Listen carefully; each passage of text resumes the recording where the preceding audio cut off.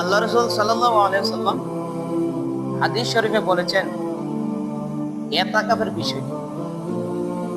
রাসূল আকরাম সাল্লাল্লাহু আলাইহি ওয়াসাল্লামের কাছে যখন পবিত্র মাহে রমজান মাস আল্লাহ পাক রব্বুল আলামিন ঘোষণা করে দিয়েছেন এবং পবিত্র মাহে রমজান মাস দিয়েছেন, ওই পবিত্র মাহে রমজান মাসের ভিতরে যখন নির্ধারিত করা হয়েছে তখন থেকে আল্লাহ রাসূল সাল্লাল্লাহু আলাইহি ওয়াসাল্লাম বিদায় নেওয়ার আগ অব্দি পর্যন্ত ইতিকাফ করেছেন এবং দুনিয়া থেকে যাওয়ার আগে রাসূল আকরাম সাল্লাল্লাহু আলাইহি ওয়াসাল্লাম 20 দিন ইতিকাফ করেছেন।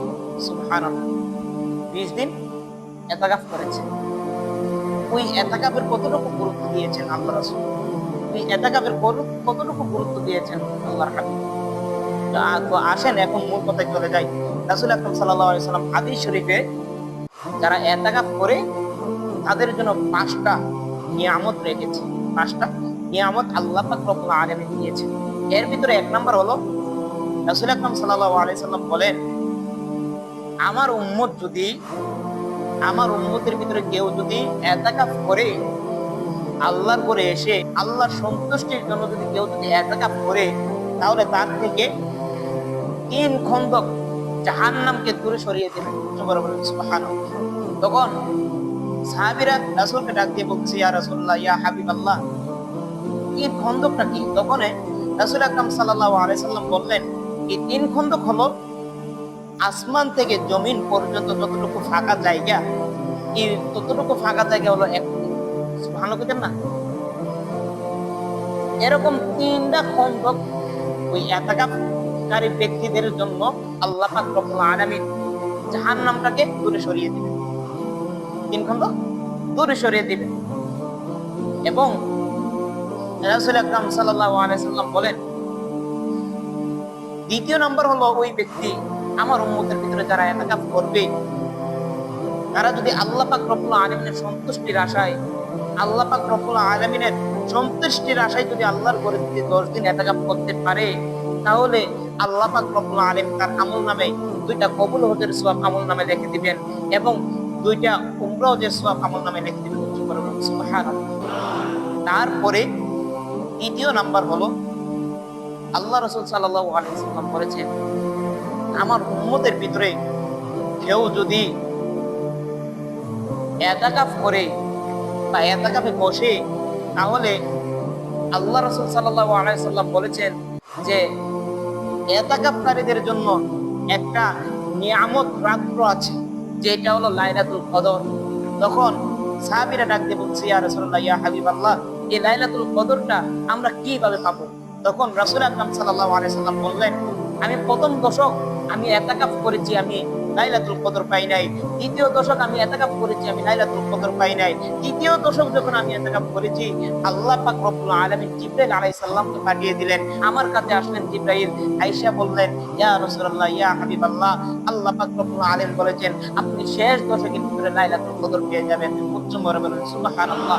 তাহলে আমরা ইতিকাফকারীরা যারা ইতিকাফে বসবো বা ইতিকাফে বসার চিন্তা ভাবনা করতেছি, তাদের জন্য হলো এই নিয়ামতটা যে প্রত্যেকটা বেজুর রাত্রে আমরা ইতিকাফে বসে প্রত্যেকটা বেজুর রাত্রে লাইলাতুল কদর, আমরা শুধু 27 জন্য বসে থাকলে হবে না, 27 জন্য অপেক্ষা করলে হবে না। কারণ আল্লাহ রাসূল সাল্লাল্লাহু আলাইহি সাল্লাম নির্দিষ্টভাবে বলে যায় নাই লাইলাতুল কদরটা কতটুকু গুরুত্ব বা কতটুকু ফজিলতপূর্ণ, সেটা আল্লাহ পাক রব্বুল আলামিন এককভাবে বলে যায় নাই। বলেছেন বেজুর রাত্রে পূজার জন্য। কি করার জন্য? বেজুর রাত্রে পূজার জন্য। তাই আমরা 27 দিনটাকে অপেক্ষা না করে যারা ইতিকাফে বসবো, আমরা প্রত্যেকটা বেজুর রাত্রে এরকম 21, 23, 25, 27, তারপর কি 29, এই 5টা বেজুর রাত্রে আমরা লাইলাতুল কদর করব ইনশাআল্লাহ। বলবেন তো? আর যারা ইতিকাফে বসবেন, আপনাদের মতন নিয়ামত এই রাত্রটা কেউ উপভোগ করতে পারবেন। বুঝতে পারছেন? যারা ইতিকাফে বসবেন তারাই সবচাইতে বেশি এই লাইলাতুল কদর যে ফজিলতপূর্ণ রাতটা, তাই আপনারা উপভোগ করতে পারবেন। তারপরে রাসূল আকরাম সাল্লাল্লাহু আলাইহি সাল্লাম 4 নাম্বার কি বলে শুনেন। 4 নাম্বার বলে, আমার উম্মতের ভিতরে কেউ যদি ইতিকাফ করে আল্লাহকে সন্তুষ্টি করার জন্য ভাই বন্ধু ছেড়ে, স্ত্রী পুত্রকে ছেড়ে আল্লাহর ঘরে 10টা দিন ইতিকাফ করবে আল্লাহকে সন্তুষ্টি করার জন্য, আল্লাহ পাক রব্বুল আলামিন বলে দিয়েছেন